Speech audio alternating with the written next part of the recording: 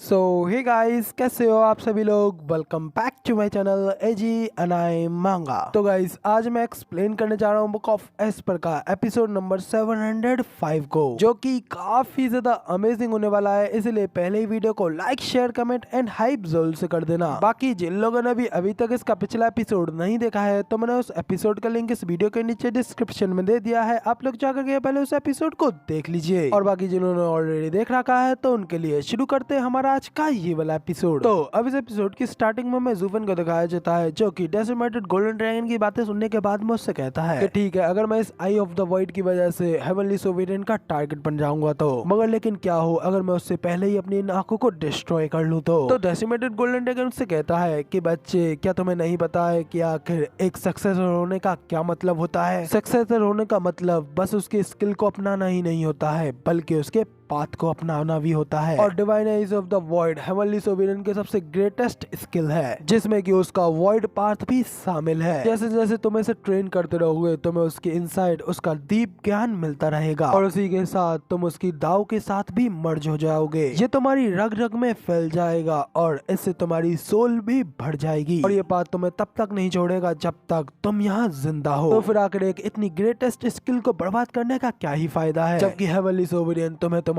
Aura से ही ढूंढ लेगा। सब कुछ सुनकर के ज़ूफन काफी ज्यादा परेशान हो जाता है। उसे कुछ भी समझ में नहीं आ रहा होता है कि आखिर अब वो क्या करे। उसे बस किंग जिन के साथ बताए उसके सारे पल याद आ रहे होते हैं कि कैसे वो उससे मिला, कैसे वो उसके साथ शादी हुई, और कैसे अब उसे उससे अलग होना पड़ेगा। सब कुछ याद करते हुए ज़ूफन गुस्से में अपने होठ काटने लगता है, जिनसे खून भी निकलने लगता है। और वो अपने मन में कहता है कि आखिर क्यों मैंने इस divine eyes of the void की पावर को कल्टीवेट किया। ज़ूफन को ये सब कुछ करते हुए देख करके, उसे अफसोस करता हुआ देख करके, डेसिमेटेड गोल्डन ड्रैगन भी ज़ूफन को देखता है और फिर उससे कहता है कि बच्चे, तुम्हें देख करके लगता है कि तुम उस लड़की को अभी भी छोड़ना नहीं चाहते हो, लेकिन अगर तुम उन्हें नहीं छोड़ोगे तो तुम एक दिन जरूर उन्हें मरवा डालोगे। और मुझे नहीं लगता है कि तुम ये चाहोगे कि तुम्हारी मिस्टेक की वजह से उन्हें सफर करना पड़े, मगर अगर तुम उनके करीब रहोगे तो एक न एक दिन हेवनली सोवेरियन जरूर उनको मार डालेगा। जितना ज्यादा तुम उन्हें अपने साथ थामे रखोगे, उतना ही ज्यादा वो तुमसे दूर जाते रहेंगे। इसलिए इन्हें जाने दो और वो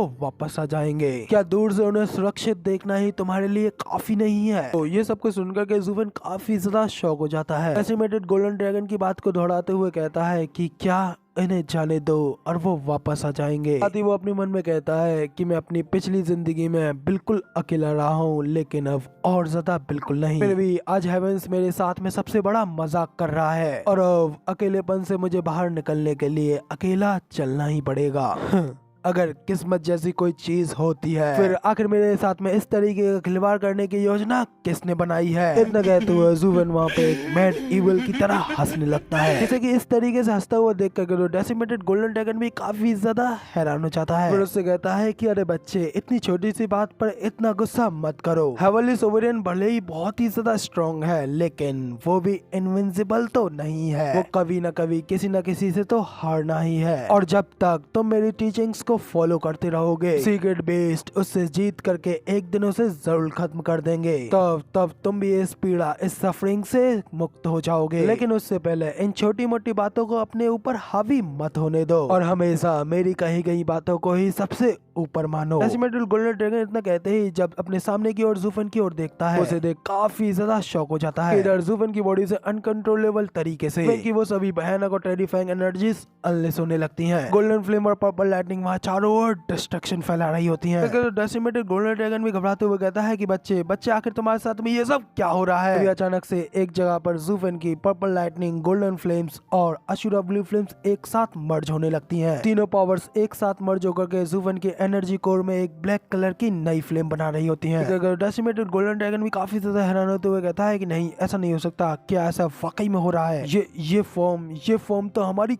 कंबाइनिंग पावर्स की है। तभी ज़ूफन के अंदर से भयानक वो डार्क एनर्जीज अनलेस होने लगती हैं। ड्रैगन आगे अपने मन में कहता है कि मगर हमारी पावर्स तो प्राइमोर्डियल केओस से आती हैं। इसके कोर से खुद नई जिंदगी जन्म लेती है। तो फिर आखिर क्यों जब मैं इसे देख रहा हूँ तो मुझे इस पावर को देख करके टोटल डिस्ट्रक्शन फील हो रही है। यहाँ तक कि इसे देख करके तो मुझे काफी ज्यादा डर का एहसास भी हो रहा है। इधर ज़ूफन की वो नई डार्क फ्लेम उस पूरी गुफा में हर तरफ फैल रही होती है। देखकर डेसिमेटेड गोल्डन ड्रैगन भी काफी ज्यादा डर के साथ में घबरा रहा होता है और वो घबराते हुए आगे मन में कहता है कि क्या ये वही चीज है जिसे कि कुनपेंग बनाना चाहता था। ये शक्ति तो पूरी दुनिया पर डोमिनेंस, उस पर राज करने की नहीं है, बल्कि ये तो पूरी तरीके से उसे विनाश करने की शक्ति है। जब एकदम कूल तरीके से ऑरा फार्मिंग करते हुए अपनी आंखें खोलता है और डेसिमेटेड गोल्डन ड्रैगन से कहता है कि ड्रैगन एंसेस्टर, जो कुछ भी आज मैं यहाँ पर त्याग रहा हूँ, मैं उसे एक दिन जरूर वापस ले लूंगा। हेवनली सोवरेन के खिलाफ अपनी इस पावर का यूज करूंगा जो कि उससे बिल्कुल अलग है। इसका नाम है एपोकलिप्टिक थंडर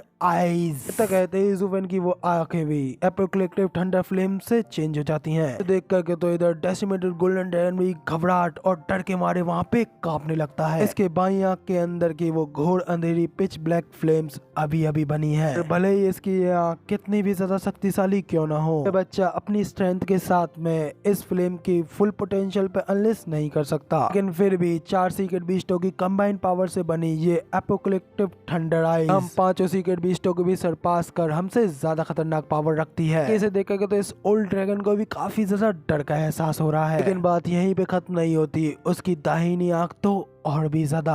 इसी के साथ में ज़ुफेन divine eyes of the void की 6th स्टेज को भी अनलॉक कर देता है। गोल्डन ड्रैगन भी ज़ुफेन के इस फॉर्म को देख करके अपने मन में कहता है, इस बच्चे को देख करके तो मुझे ऐसा लग रहा है कि जैसे कि मैं एग्जिस्टेंस में सबसे शक्तिशाली व्यक्ति को देख रहा हूँ। तो डेसिमेटेड गोल्डन ड्रैगन को ज़ुफेन के अंदर हेवनली सोवरेन जैसी फिगर दिखाई देती है, जिसकी की एक आंख तो एपोकलिप्टिक थंडर फ्लेम से बनी होती है, जबकि दूसरी आंख बनी होती है आइज ऑफ द वॉइड से। डेसिमेटेड गोल्डन ड्रैगन भी अपने मन में कहता है कि अब मुझे इस बात का पछतावा है कि मैंने अपनी डेसिमेटेड गोल्डन फ्लेम उसे दे दी। वो अब बिल्कुल एक भयानक राक्षस की तरह हो गया है, ऐसा मॉन्स्टर जो कि हेवेंस के रूल्सों को भी चुनौती दे सकता है। कुनपेंग ने पहले जिस पावर को किसी भी कीमत पर हासिल करने की कोशिश की थी, वो अब एक मामूली से बच्चे के हाथों में आ गई है। हाँ, मुझे तो इस बात का आश्चर्य है, इस बूढ़े पक्षी को इस बात की सच्चाई का पता चलेगा तो वो आखिर क्या करेगा। तभी हमें दिखाया जाता है कि इतनी ज्यादा पावर्स को अनलिश करने की वजह से ज़ुफेन की आंखों में दर्द होता है कि जब वो अपनी लेफ्ट आंख से हाथ हटाता है तो उसकी उस आंख से खून निकल रहा होता है। तो डेसिमेटेड गोल्डन ड्रैगन ज़ुफेन से पूछता है कि बच्चे, आखिर तुम्हारे साथ में क्या हुआ। ज़ुफेन उसे कहता है कि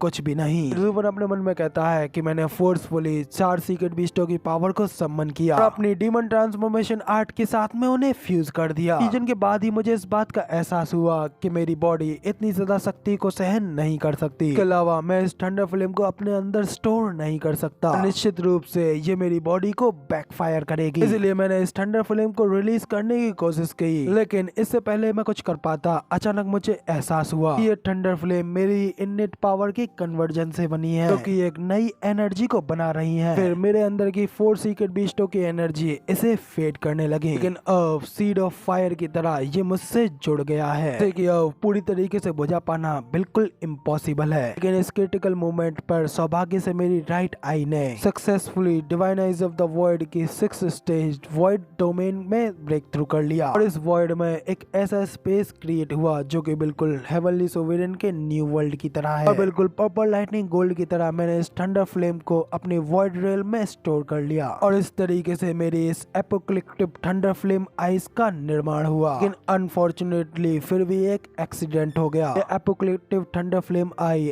अनकंट्रोलेबल तरीके से फट पड़ी, यहाँ तक इसने मेरी लेफ्ट आंख को भी जख्मी कर दिया। ये थंडर फ्लेम सचमुच में इतनी ज्यादा स्ट्रॉन्ग है कि वॉइड स्पेस भी इसे होल्ड नहीं कर पा रहा, या फिर ये बस थोड़ी अनस्टेबल है। क्या इसे कंप्लीट करने में अभी 5वें सीक्रेट बीस्ट की पावर की कमी है? वाकई में ये थंडर फ्लेम आई अभी भी इनकम्प्लीट है। तब सोचते हुए ज़ुफेन पहले तो इधर अपनी आंख को पहुंचता है। ज़ुफेन के अपनी आंख से उस खून को साफ करते ही इधर डेसिमेटेड गोल्डन ड्रैगन भी उसे देख अपने मन में कहता है कि वो तो भगवान का शुक्र है कि अभी तक ये थंडर फ्लेम आई पूरी तरीके से नहीं बनी है, तब ये बच्चा तो उस हेवनली सोवरेन से भी कहीं गुना ज्यादा टेरिफाइंग होता, वरना तो हम एक डिजास्टर से निपटने के चक्कर में एक और उससे बड़े डिजास्टर को न्योता दे देते जो कि खुद हमारी ही गलती से पैदा होता। ज़ुफेन गोल्डन ड्रैगन से पूछता है कि ड्रैगन एंसेस्टर, आपने कहा कि आपके पास में एक रास्ता है, तो बताइए आखिर वो क्या रास्ता है? जब आप इतनी आसानी से उसके हाथों पकड़े गए तो फिर आखिर आप क्या ही कर सकते हैं? तो इस पर ड्रैगन एंसेस्टर उससे कहता है कि बच्चे, हमें इतना भी ज्यादा कम मत आंको, मैंने शायद बातों को सरल बना दिया हो, लेकिन हमें भी बुरी तरीके से जख्मी करने के लिए हेवनली सोविरियन को एक काफी बड़ी कीमत चुकानी पड़ी है। शायद इसी वजह से वो बाकी के सोविरियंस का सामना करने के बाद में इतने समय से छुपा हुआ है। मेरे ख्याल से उसे बिल्कुल कगार पर होना चाहिए। मतलब सदियां बीत गई, वो ना तो सीक्रेट डोमेन पर दिखाई पड़ा है, ना ही हमारे सामने। क्या वो अपनी आर्ट को वापस नहीं लेना चाहता है? तो इसका एकमात्र कारण तो यही हो सकता है कि वो बुरी तरीके से सीवियरली इंजर्ड है और इतने समय बिल्कुल